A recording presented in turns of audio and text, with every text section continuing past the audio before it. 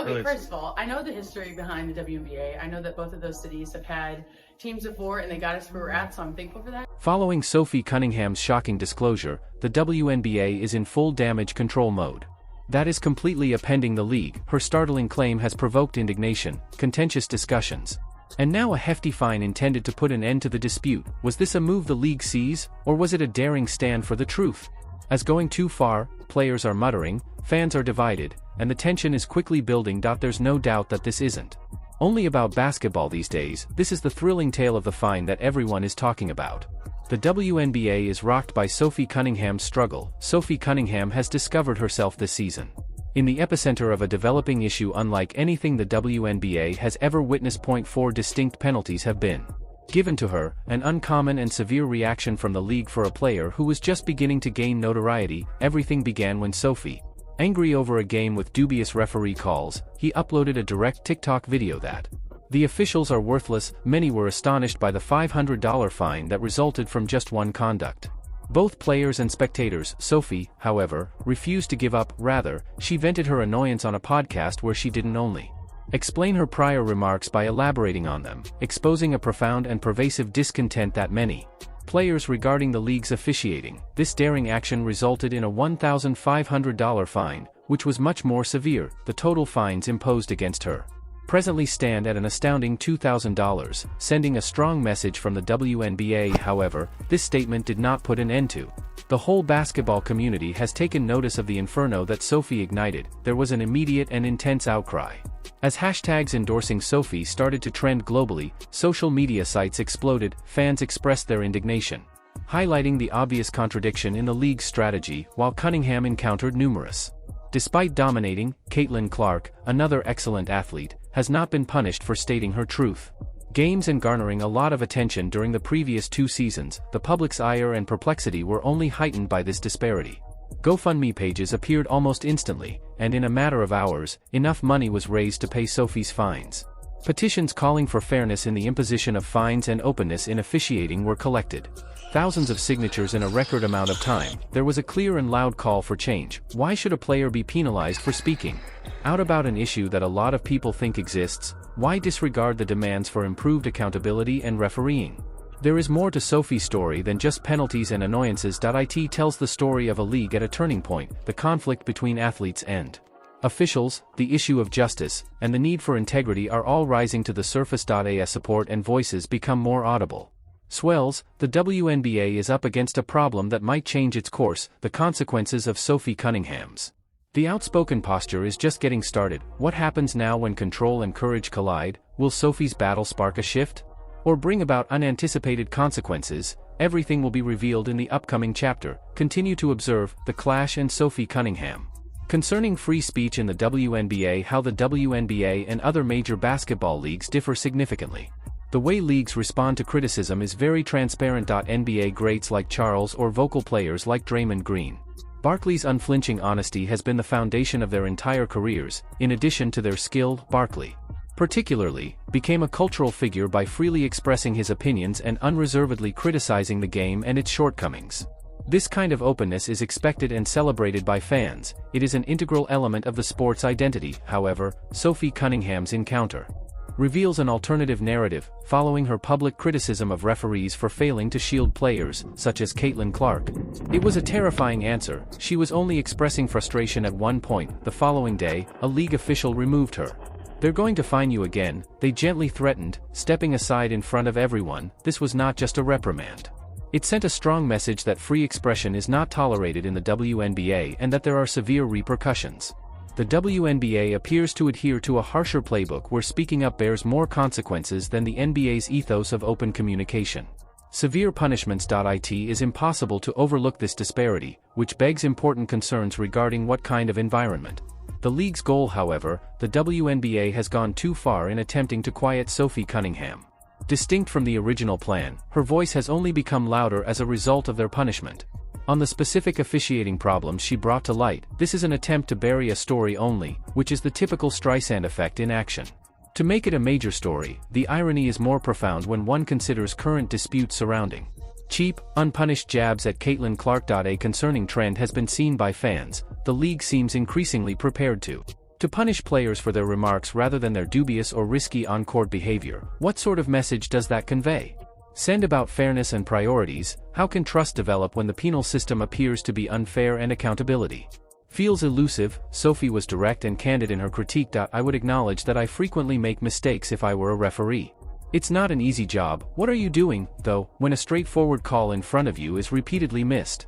What are you doing? That is a question that affects more than simply a single person or game. It calls into question the honesty of the officiating in the league overall. There is more to the issue than just one player or one fine. When the officiating in the NFL appears significantly better, it only draws attention to the WNBA's severe problems in this regard. Players, spectators, and fans are all left wondering how long a league can endure when those who demand openness and justice face penalties. Rather than answers, there is more to the conflict Sophie Cunningham has started than just penalties or annoyance. The league's very existence is at stake, and the result is still up in the air. Thus, what actually lurks beneath the silence and fines? Can Sophie's battle reveal anything the WNBA is frantically trying to conceal? Hold on tight. Everything could be utterly destroyed or drastically altered by what happens next. Sophie Cunningham and the officiating dilemma in the WNBA. Have you ever felt uneasy after a WNBA game because you thought the competition wasn't quite fair? Sophie Cunningham has called attention to this persistent frustration. Although she freely admits that officiating is a difficult profession, her true worry is the inconsistent officiating for the league. This is about a trend that is getting harder to break, not a few missed calls here and there to overlook. This tendency permeates how teams modify their performance, how fans respond with growing rage, and how players express their annoyance following games. Sophie's audacious comments weren't made out of thin air.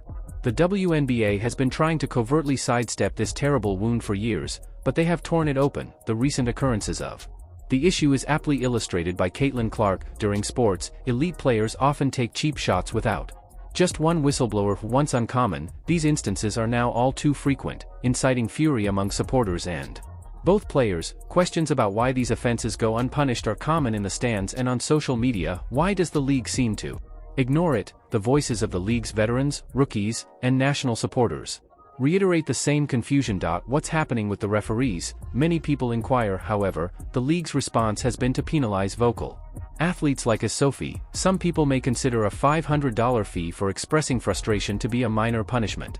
However, it merely feeds the flames. These consequences have turned Sophie's story into a rallying cry rather than reducing tensions. Weep. Her podcast conversation over the fines brought the WNBA's officiating problems back into the public eye, making the discussion even more heated and visible. While refereeing is a problem in other professional leagues issues, there is a noticeable change. It appears that the WNBA is more ready to punish words than deeds. Speaking up, players face heavy penalties, while risky or unjust plays frequently go unpunished. This disparity widens the gap between the league and its admirers. Instead of encouraging trust and support, it is alienating them and generating animosity toward a system.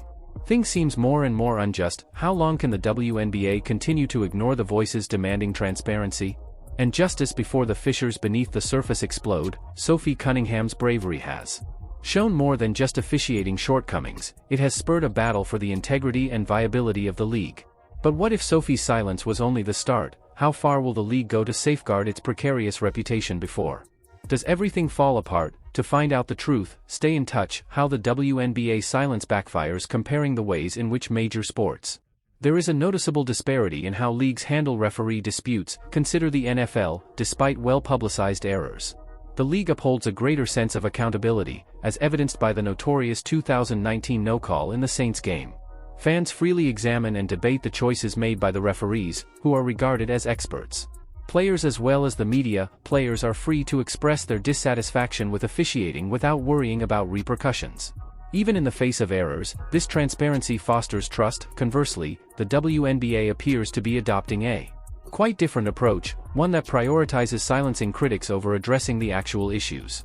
The league's decision to punish Sophie Cunningham $500 and later a further $1,005 has caused indignation and drew harsh condemnation. Social media was inundated with petitions from fans calling for improved officiating and transparency, demonstrating unequivocally that silencing a single participant only serves to fuel dissatisfaction. This is more than a fleeting backlash. It's a strong declaration that the public will no longer tolerate unresolved issues or concealed Choices: poor officiating causes far more harm than just altering game results, according to research. It undermines confidence, fans begin to question the league's legitimacy and fairness, players become reluctant to talk up, afraid of penalties and fines that prevent open communication. This vicious circle of distrust and silence can completely alienate followers, undermining the sports support network and potential for expansion. Highlights of Sophie Cunningham's narrative. This issue, although she could have made money, she was never attempting to generate drama for her own benefit.